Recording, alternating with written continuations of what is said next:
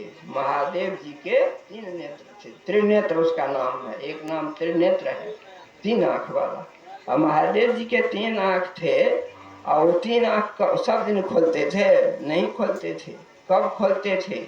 जब उस पर दुश्मन आक्रमण करता था, काम की सवारी आती थी, काम का वेग आता था, काम उसको गिराने के लिए आता था, काम उसको पछाड़ने के लिए आता था, तब वो आंख खोलते थे और काम को जला देते थे। हम लोगों को उसको तो एक दुश्मन था, हम लोगों को तो बहुत दुश्मन है पीठ पर चढ़ा हुआ हमेशा। सुन रहे थे ना, मैं तो आन पड़ी चोरन के नगर, सत्संग बिना दिया तर से। जो सार कार्य कहा गुरु महाराज, जो निर्णय कर लिया ना आप लोग, सार कार्य क्या है? सत्संग। सार कार्य क्या है? सत्संग। तो उसमें क्या होता है? कहते हैं दूसरे भाग में जो सुन रहे थे आप कबीर साहब वाणी, मैं तो आन पड़ी चोरन के नगर, सत्संग बिना दिया तर से। मन तो कहता है सत्संग करेंगे, लेकिन पीछे में काम, विषय, विकार आदि आदि झमेला है, मोह, माया है, ममता है, अहंकार है, ये नहीं आने देता है, नहीं आने देता। एक माई जी सत्संग में जा रही थी, सत्संग में जा रही थी तो बच्चा को भी साथ लिया। महापुराण में लिखा हुआ है बच्चे को साथ लेकर सत्संग में नहीं जाना चाहिए। काहे? बच्चा आपको सुनने देगा, गोदी में कानने लगेगा, छटपटाने लगेगा, आपका ख्याल उधर लग जाएगा।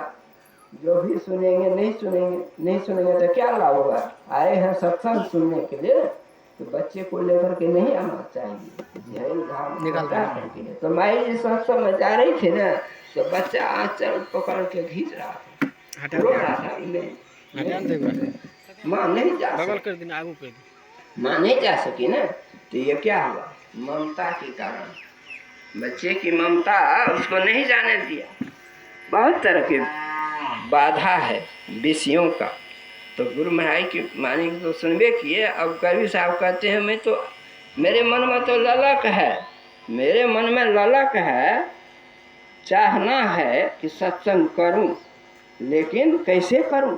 चोर के नगर में जो हूं, चोर का नगर, यही विषय का जो मंजर है, ये संसार जो देख रहे हैं हम लोग, जो संसार दृश्यमान जगत है, हमारे आपके आगे में जो दृश्यमान जगत है, यह विषय का मंजर है।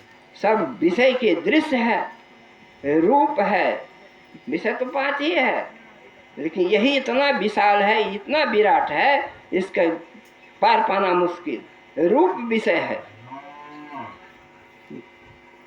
शब्द विषय है, गंध विषय है, स्वाद विषय है, स्पर्श विषय है। ये 5 विषय, बहुत विषय नहीं। किसी ने नहीं कहा कि 6 विषय है, किसी ने नहीं कहा कि कोई शास्त्र में लिखा हुआ नहीं कि 6 विषय है। 6 विकार है, 6 विकार है। विषय 5 ही है, लेकिन इन 5 के 6 विकार हो गए, एक बढ़ गया। देखिए, तो ये विषय विकार के झेल में हम लोग आ गए, सत्संग नहीं कर पा रहे हैं। अगर किसी तरह से इसको वहाँ घर में छोड़ भी दिए, तो घर में छोड़ तो दिए, मन छोड़ा करके चले आए, लेकिन आसक्ति नहीं छोड़ सकी। आसक्ति यहाँ तक आ गई, जब यहाँ बैठ करके उसकी चिंतन करते रहते हैं, उस बात को सोचते रहते हैं, जो घर में करना था बात विचार उसी पर करते रहते हैं, उसकी आसक्ति यहाँ आ गई। देखिए, हाँ, छोड़ दिया घर में, आसक्ति आ गई साथ में। ये आसक्ति भी बाधा है।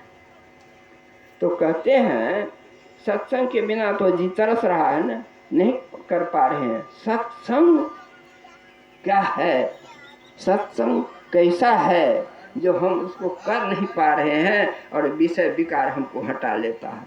आइए ध्यान देकर के सुनिए। सत्य है, सत्य है। क्या सत्य है? सत्य परमात्मा है, सत्य हमारी आत्मा है, ये सत्य है।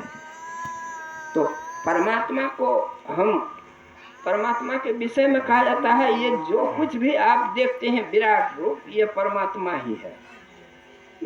विराट रूप परमात्मा ही है, तो किसका कहाँ कहाँ कितने का संग करेंगे बोलिए। तो कहते हैं उसी का अंश आत्मा है। आत्मा समेकित रूप में सबके अंदर में है, समेट करके सबके अंदर में है कि नहीं? आपके अंदर भी आत्मा, आपके अंदर भी आत्मा, आपके अंदर आत्मा, माताओं के अंदर आत्मा, बच्चे के अंदर आत्मा, सारे सृष्टि में आत्मा ही है। तो सब में नहीं जा करके अपने में ही जाइए। सब में नहीं जाना, अपने ही अंदर जाना है, उतरना है, अपने ही उतरना है कि नहीं? गुरु महाराज की वाणी कितना समेट करके हम लोग गाते रहते हैं, निज तन में खोज सजन। तन इस देह का नाम है, शरीर का नाम देह।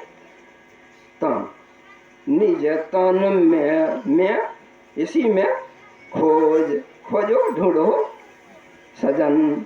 बाहर न खोजना है, तो बाहर में भी है, बहुत परेशान हो जाएंगे।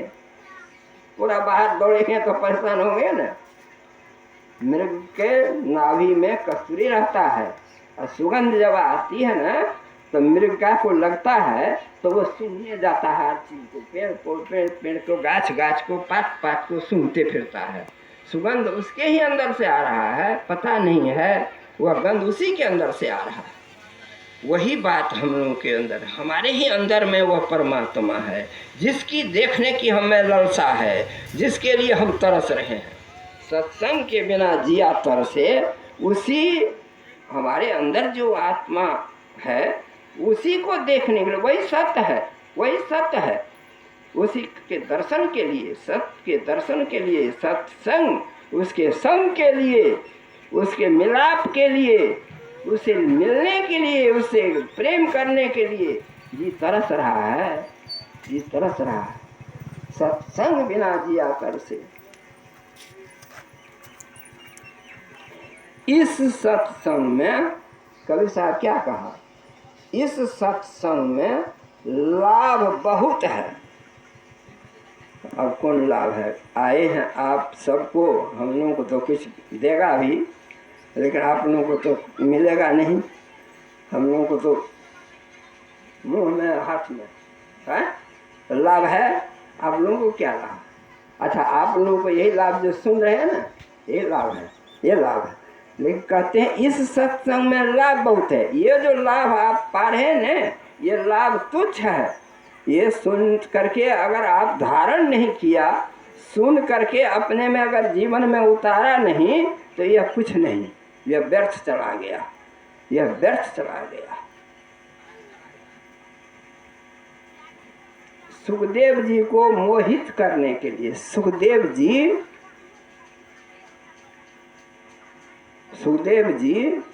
बाल से, बच्चे से ही विरक्त थे, निकल गए थे, माँ के पेट से निकले थे, निकल गए थे। व्यास जी को चिंता हुई कि हम जो यह ग्रंथ बनाए हैं ना, इसका प्रचार कौन करेगा? तो सुखदेव जी को लाना चाहिए, सुखदेव जी को मोह में लाना चाहिए, माया में उतारना चाहिए। तो उसको मोहित करने के लिए बहुत प्रयास किए सुखदेव जी, लेकिन सुखदेव जी नहीं हुआ। इतना प्रयास किए, जो रंभा है स्वर्ग की अप्सरा, उसको भेज दिया, जाकर के इसको मोहित करो।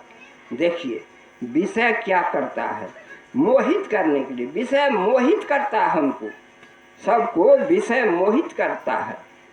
तो मोहित करने के लिए रंभा आई, तो रंभा के तरफ सुखदेव जी नहीं मुंह की देखे, देखा भी नहीं उसकी ओर।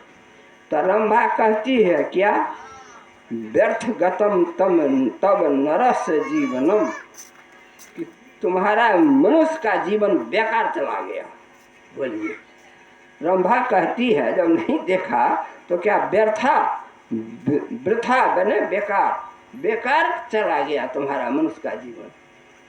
तो सुखदेव जी क्या कहते हैं, अरे ये मनुष्य शरीर पा करके उस परमपिता परमात्मा को नहीं देखा, उसको नहीं चिन्हा, जो इस संसार का सृजन करते हैं, पालन करते हैं और फिर अपने में समा लेते हैं, ऐसे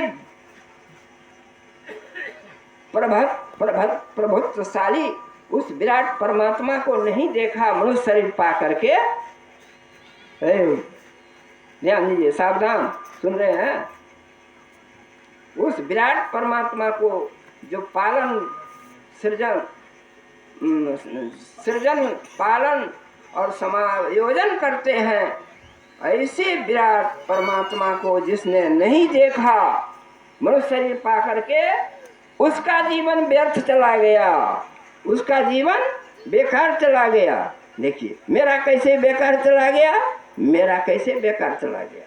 देखिए यही है, मोहित नहीं हुआ, विषय हमको मोहित कर रहा है, सत्संग नहीं होने दे रहा है। जो अपने ही अंदर में, हमारे ही अंदर में, घट में वो परमात्मा है, जिसके लिए सारे संत महात्मा महापुरुष इतने दिनों से ज्ञान का प्रचार करते करते आज हम लोग यहाँ हैं, अभी सुन रहे हैं इन्हीं उन्हीं बातों को जो उन्होंने पहले कहा है, जो उन्होंने पहले कहा उन्हीं बातों को दोहराते रहते हैं कि निज तन में खोज सजन, बाहर न खोजना, अपने ही घट में हरि है, अपने में खोजना।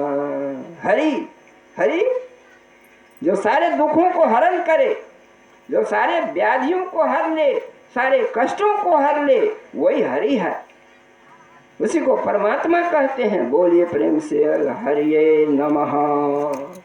ये महामंत्र है, 7 करोड़ महामंत्र, 1 लाख नहीं, 2 लाख नहीं, 2 करोड़ नहीं, 7 करोड़ महामंत्र है। कितना मंत्र को जानेंगे, यह भी महामंत्र है। हरिये नमः।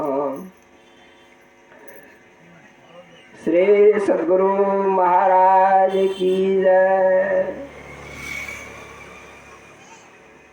मैं कह रहा था कबीर साहब की वाणी के माध्यम से आप लोगों को कि जी तो चाहता है, नहीं चाहेगा। माँ से बच्चा अलग हो गया, माँ से बच्चा बिछुड़ गया, तो बच्चा रो रहा है, बच्चा रो रहा है माँ के लिए। मेला में अक्सर हो जाता है, आ जाता है, लोग खो जाता है, बच्चा रो रहा है, तड़प रहा है। रक्षक, स्वयं रक्षक आकर के बच्चा को रोते देखता है, उठा लेता है, गोदी में ले लेता है। छोटा बच्चा है, ले जाता है स्टॉल पर, लो बाबू मिठाई लो, बच्चा मिठाई नहीं लेता है। लो बाबू खिलौना लो, बच्चा खिलौना नहीं लेता है। वो जार बाजार रोते रहता है, जार बाजार रोते रहता है। किसके लिए रोता है? गांव के इष्ट मित्र भी आ गए, लोग भी आ गए, वो भी उसके साथ भी नहीं, रोना बंद नहीं करता है, बच्चा रोते रहता है। कोई कहता है, और माँ भी रो रही है, उधर माँ भी छटपटा रही है बच्चे के लिए। लोगों ने कहा वहाँ पर है, वो सिपाही के हाथ में है, स्वयं सेवक के हाथ में है, बच्चा देखो देखो जा करके। बच्चा जैसे ही माँ जैसे ही आती है, बच्चा फांद के उसके गोदी में चला जाता है। अरे हम लोग तो परमात्मा के संतान है, उसी के बच्चे हैं। तरस तो है कि उनके गोदी में बैठूं, उनके साथ में रहूं, लेकिन यहाँ संसार का मोह माया विषय अभी आई है, खान पान करके जलपान करके आई होगी, अभी सत्संग में आई है, खान पान जलपान करके आई है? ये सब विषय है। देख, जो इन सब को ठोकर मार देगा, मैंने कहा करोड़ काम छोड़ करके क्या करना चाहिए? बोलिए, आप लोग याद किया है? करोड़ काम छोड़ करके कौन काम करना चाहिए माँ जी? सत्संग करना चाहिए, भजन करना चाहिए, ध्यान करना चाहिए। भजन, भजन जो हम लोग गाते हैं ना, वो भी भजन है, वो भी भजन है। हम लोग जब बैठ करके एकांत में आंख बंद करके अंतर्मुख हो जाते हैं, ये भजन है। ये भजन के लिए कहा गया, करोड़ काम छोड़ करके भजन करना चाहिए, यह भी भजन है। यहाँ जो आए हैं ये भी भजन है। आंतरिक और बाहरी 2 विधि गुरु महाराज क्या कहा? 2 विधि सत्संग करो बनाई, अंदर बाहर है? कैसे हमको गड़बड़ा जाता है, आप लोग सुधारिए ना, कैसे कहते हैं? अरे बोलिए ना कोई, क्या है? अंतर बाहर द्विविधि, द्विविधि तो वहाँ है, हम द्विविधि पहले कर लेते हैं तो गड़बड़ा जाता है।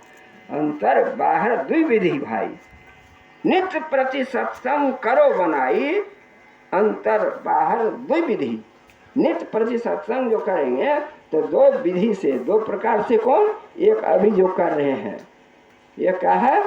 कथा माध्यम से, कीर्तन के माध्यम से, प्रवचन के नाम माध्यम से, भजन के माध्यम से जो कहते हैं, ये बाहरी सत्संग हो रहा है। अभी बाहरी सत्संग में आप लोग बैठे हैं, और जब इससे निपट जाएंगे विराम लेकर के, एकांत में, अकेले में, एकांत बासो, उस भजन के लिए महात्मा लोग कहते हैं एकांत बासो, एकांत अकेला हो जाइए। लघु भोजन आदो, लघु मने थोड़ा, अल्पाहार, अल्पाहार हल्का खाना, हल्का खाना, भारी खाना नहीं। खूब खा लिए और नींद आ गई तब नहीं, अल्पाहार। क्या कहा? एकांत बासो लघु भोजनादो, मौनम, मौन। अभी हम मौन नहीं हो रहे हैं, अभी हम बाचाल हो गए हैं, बाहर बोल रहे हैं बहुत, इसका नाम है बाचाल। इसमें शक्ति का ह्रास होता है। एक आदमी हमको बोला एक दिन वहाँ लतराही टोल में कि आप मत बोलिए सत्संग में। हम कहा अरे भाई क्या बात? कहा कि शक्ति छीन होती है, आप तो बूढ़े हो गए हैं, आप बहुत देर बोलते हैं। देखिए, तो हम भी अनुभव करते हैं, आप लोगों को जो कहते हैं ना, जो कह रहे हैं ताकत लगा करके कह रहे हैं, शक्ति छीन होती है, इसलिए बोलने की मना ही है, नहीं बोलना चाहिए। मौन रहिए, यह भी भजन है, मौन भी भजन हो सकता है, तो मौन रहिए। तो देखिए, तो मौनम, मौन माने लोग मुंह से नहीं बोलते, मुंह से नहीं बोलते, लेकिन मन से तो बोलते हैं। मन से भी नहीं बोलिए, इसका नाम है मौन। बहुत लोग, बाबा लोग मौन व्रत करते हैं, महीना महीना भर 7 दिन के लिए मौन व्रत रखते हैं, लेकिन कागज रखते हैं, और जब जरूरत पड़ा तो शिष्य को लिख कर देते हैं कि दुकान से 1 किलो कड़वा तेल ले आना। वो दुकान खाएंगे ना, शिष्य सब है तो भोजन चलेगा ना, तो जरूरत पड़ती है उनको भी, तो लिखा पढ़ी करते हैं। यह मौन नहीं हुआ। मौन माने मन से भी मौन रहिए, मन से भी नहीं बोलिए, तब मौन हुआ, तब परमात्मा का दर्शन हो जाएगा। 3 बात को ख्याल रख लीजिए। दर्शन के लिए 3 बात बहुत छोटी सी बात है, बराबर कहते रहता हूँ, सुन लीजिए। क्या सब कहता हूँ? ये श्वास जो हमारा बाहर भीतर हो रहा है, ये श्वास में परमात्मा का नाम जुड़ा हुआ है। यही श्वास इस शरीर का अंत हो जाता है। परसों मेरे सामने में एक आदमी श्वास छोड़ दिया, मैंने कहा मर गया। देखो, उसके परिवार को कहा देखो तो सांस चल रहा है, छाती पर हाथ दो। कहा नहीं, हमसे खत्म हो गया। सांस आपके साथ में जो जुड़ा हुआ है, ये परमात्मा का है। अच्छा, किसी के साथ कब्जा में है ही कि कोई रोक सकते हैं? लीजिए, तो हम आप लोगों को एक बार दिखा देते हैं। लीजिए, सांस लीजिए, लंबी सांस लीजिए, कोई सब आदमी 1 मिनट के लिए ऐसे लीजिए।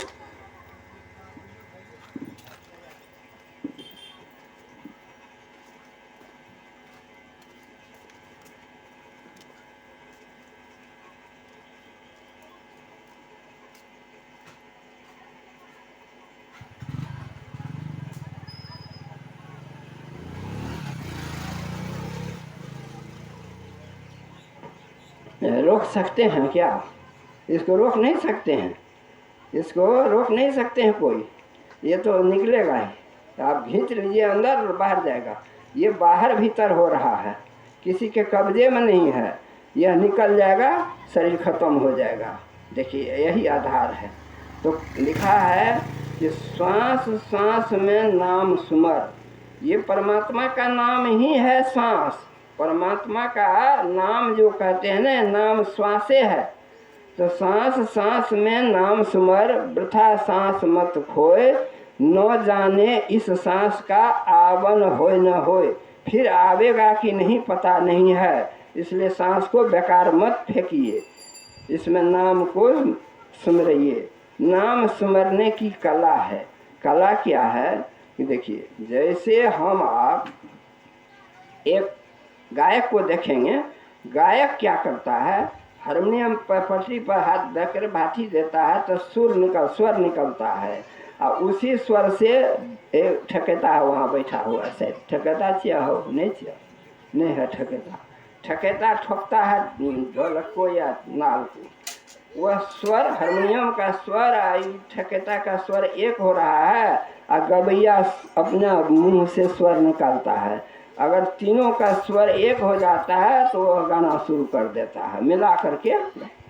उसी तरह से आपके अंदर जो सांस निकल रहा है, इस सांस को लयबद्ध कीजिए। आप जो गुरु मंत्र लिए हुए हैं, वह गुरु मंत्र भी उसी में मिला करके एक लय कर लीजिए। यही है सांस में जप करना, सांसोच्छ्वास में अजपा जप, इसी का नाम है अजपा जप। अजपा जप जपत रहु निस दिन, प्रगटन देहु जनाई। यही ते मंत्र नहीं है एको, भरमन परहु भुलाई। जगजीवन स्वामी कहते हैं यह बात, ये शब्द जगजीवन स्वामी की है। वो कहते हैं सांसोच्छ्वास में अजपा जप हो रहा है, आप जपते रहिए, भ्रम में मत पड़िए। यही मंत्र है, यही ज्ञान है। देखिए कितनी बात सुनी है, कैसे कैसे सुना रहा हूँ, आप लोगों को ख्याल में रखने के लिए कह रहा हूँ। याद रखिए, ध्यान दीजिए। तो गुरु महाराज ने क्या कहा, नित प्रति सत्संग करो बनाई, अंतर बाहर द्विविधि। अंतर सत्संग ध्यान अभंगा, अब बाहर सत्संग कथा प्रसंगा। ये कथा प्रसंग भी मैं कह देता हूँ, आप लोगों को सुनाता हूँ। ये बाहरी सत्संग है, लेकिन असली सत्संग है आपके अंदर में, जो उस सत्य से, आखिर आत्मा से आप जुड़ जाएं। कौन आप हैं? आप कौन है? अरे आप भी वही हैं और वह भी वही है। दो कहाँ से आ गया? जो जुड़ेंगे, बस करता है लोग, कौन जोड़ेगा किससे? बोलिए, मैं कह रहा हूँ कि आप उससे जुड़ जाइए। तो आप कौन हैं? आप भी तो वही हैं। तुम वही, वह तुम ही। कौन कहते हैं? गुरु महाराज कहते हैं, तुम वही, वह तुम ही में ही।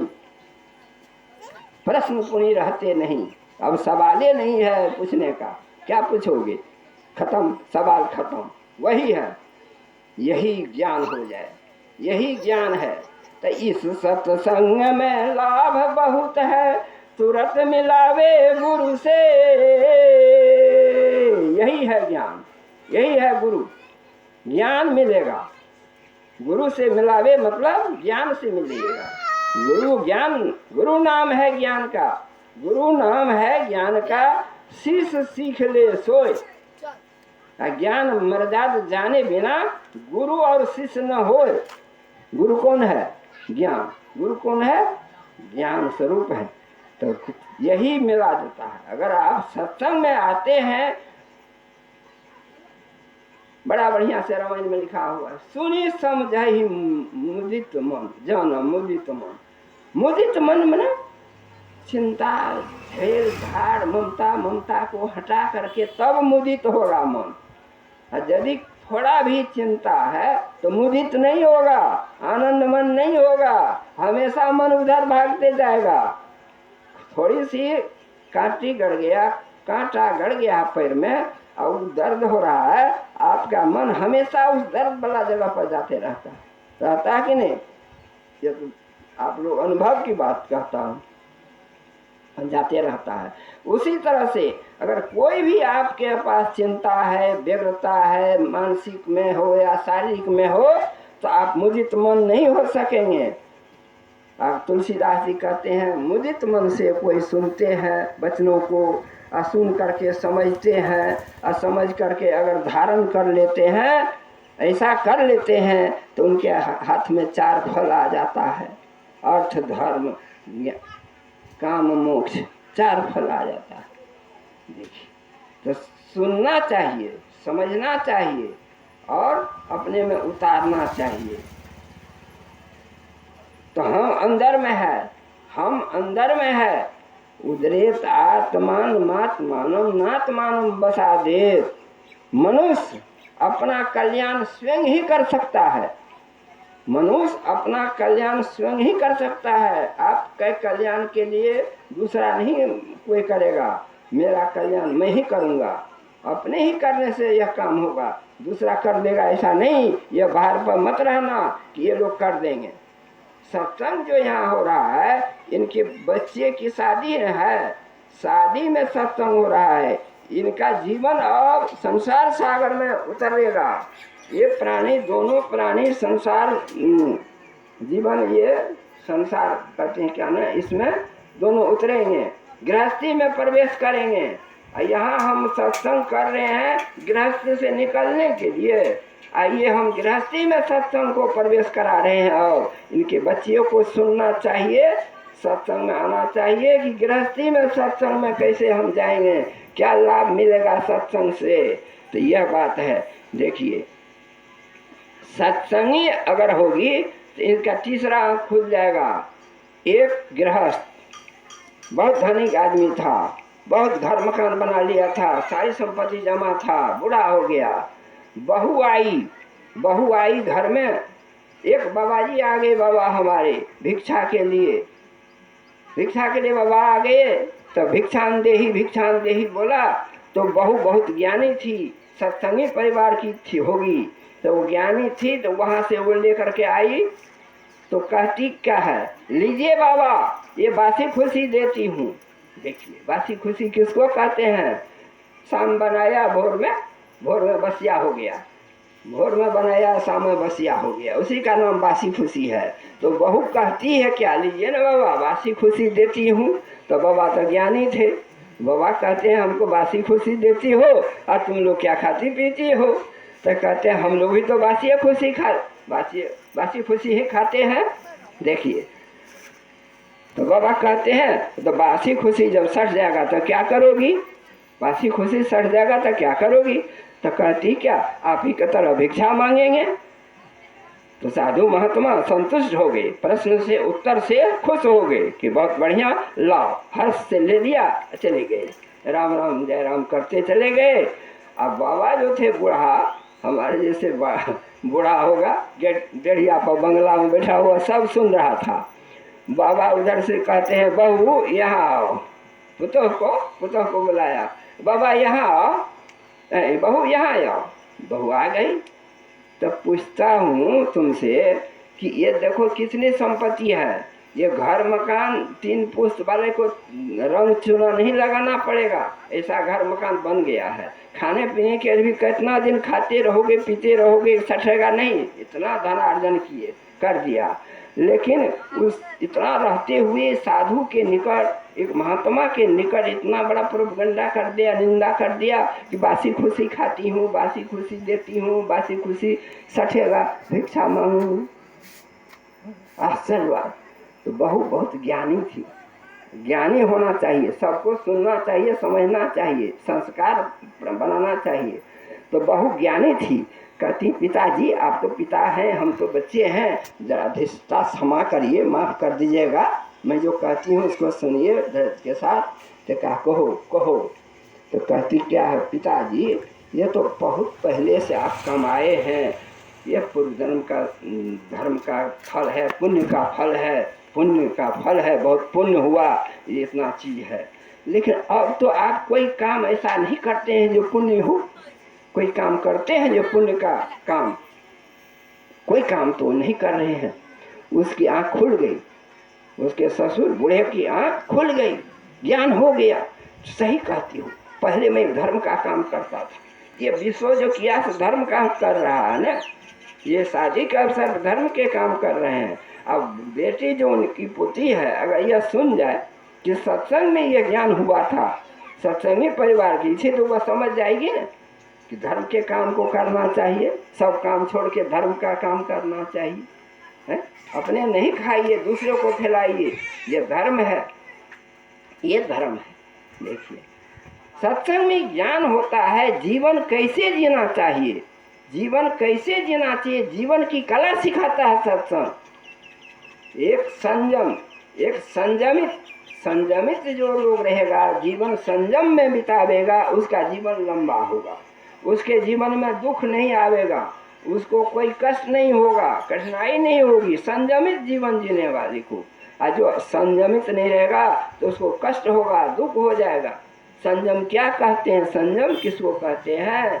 उनोदरी भूख रहे तब भोजन छोड़ दो, भूख रहते हुए भोजन छोड़ दो, ये उनोदरी है। खूब खा लेंगे, भोजन तो आपका है महाराज, खाने के लिए तो आपने, वस्तु तो आपका न है, लेकिन पेट तो मेरा है, मुझको तो पेट पर ख्याल रखना चाहिए ना, पेट तो मेरा है, खराब हो जाएगा तो। इसलिए संयमित जीवन जीना चाहिए। सत्संग में ज्ञान होता है। ये सांस जो हम लोग ले रहे हैं ना, इस पर भी संयमित होना चाहिए, इसका भी लंबा बनाना चाहिए, इसको भी लंबा बनाना चाहिए। संयमित जीवन जो जिएगा उसका यह सांस भी लंबा हो जाएगा। हम लोग 15-16 बार मिनट में सांस लेते हैं, जो आदमी 7-8 बार सांस मिनट में लेगा उसका अच्छा जीवन होगा, और जो आदमी मिनट में एक ही सांस लेगा वो महाजोगी हो जाएगा, महाजोगी होगा, महाजोगी। ये मिनट में एक ही सांस लेता है। देखिए ये सब सत्संग की वार्ता है, सत्संग में बतलाते हैं संत महात्मा हमारे जीवन के लिए, हमारे दुखों को दूर होने के लिए उपाय बतलाते हैं। आप तो दुख मोल लेते हैं, दूसरे का बुझाता है खाते हैं, दूसरे का खूब खा लेते हैं, खूब अंधुन आते हैं, घर में बीमार हो जाते हैं, रुग्ण हो जाते हैं। रोग तो आप बुला के लेते हैं, मान के लेते हैं। तो ये सत्संग से ज्ञान होता है, सत्संग सुनना चाहिए सबको। और वेद भगवान की वाणी सुन रहे थे ना, उसको जान लीजिए जो संसार को सृजन किया है। और तो मैं सब तरह से घुमा फिरा के उन्हीं की बात कहा आपको। वो तो हमारे संग में है और हमारे चारों तरफ वही है, उसके बिना हम जी नहीं सकेंगे। उसके बिना वो संसार सृजन करने वाला वेद भगवान जिसके विषय में कहा तत्व जानने के लिए, तो उसको हम इतना जान गए हैं कि वो हमारे इर्द गिर्द चारों तरफ से है। वो परम तत्व, जो परम तत्व आदि अंत रहित असीम जन्म अगोचर रोज पाठ करते हैं ना, वही हमारे चारों तरफ से है। हम उसी में बैठे हुए हैं, हम सांस ले रहे हैं उसी में, छोड़ रहे हैं उसी में, यही तत्व ज्ञान है। आप इसको पकड़ लीजिए, सब आदमी इसको पकड़िए कि हम वही है और वह मैं ही हूँ, दूसरा नहीं है। बस हो गया काम खत्म, दुनिया के सब दुख दर्द बेकार हो जाएगा। आप सुखमय जीवन जिएंगे, जब तक रहेंगे सुखमय जीवन जिएंगे। और इसी शब्द के साथ ये बेटी जो अब यहाँ से ससुराल चली जाएगी, तो बाबा तो बहुत बढ़िया से सुना देंगे। ये तो गीत गा करके क्या न क्या कैसे कैसे न सुनाते हैं, बड़ा उपदेश है इनका लंबा, वो सुनेंगे। लेकिन मैं छोटे से बात करता हूँ, दूसरे घर चली जाएगी, यहाँ से जो जाए